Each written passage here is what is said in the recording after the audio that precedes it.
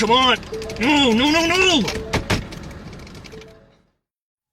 Now imagine there was an emergency outside the truck, an accident, something terrible on the ranch with a chainsaw.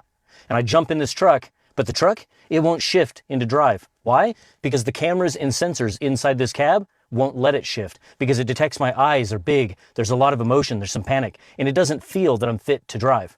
Now that's not science fiction, that is happening because Ford just filed the patents.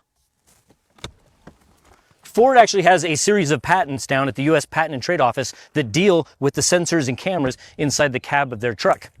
And if the sensors in that truck determine that you're not fit to drive, that truck will not actually shift from park to drive.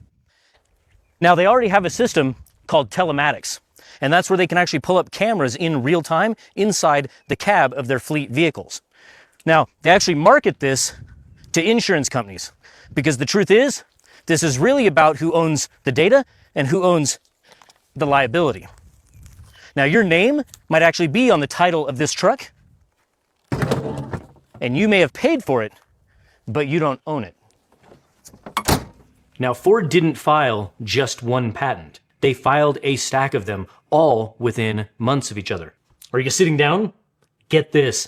This Ford technology patent doesn't just watch you. This one puts you in jail.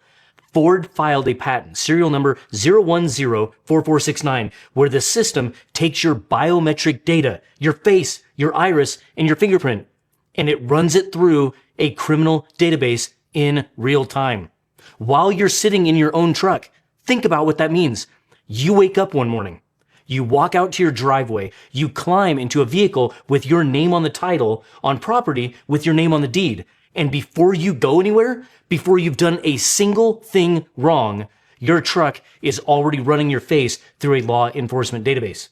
Ford's own patent language describes this as potentially useful for police. They wrote that.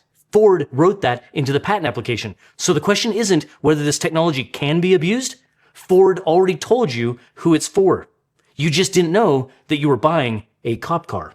Now I'm going to walk you through a few of these patents. Lip reading, cameras inside your cab, machine learning trained on lip movement datasets, cloud connected, your face processed somewhere you'll never see, stored as long as they want.